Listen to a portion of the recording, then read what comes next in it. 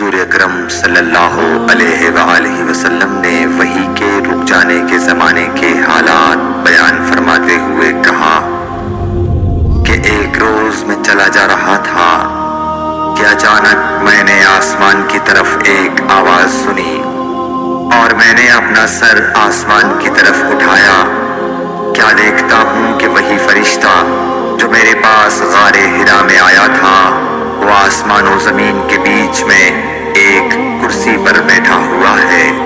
میں اس سے ڈر گیا اور گھر آنے پر میں نے پھر کمبل اوڑھنے کی خواہش ظاہر کی۔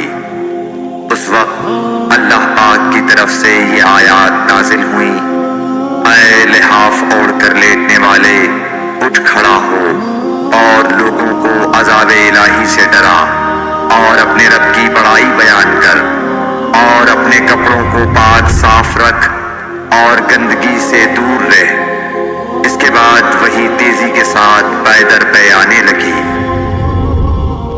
صحیح بخاری حدیث نمبر 4۔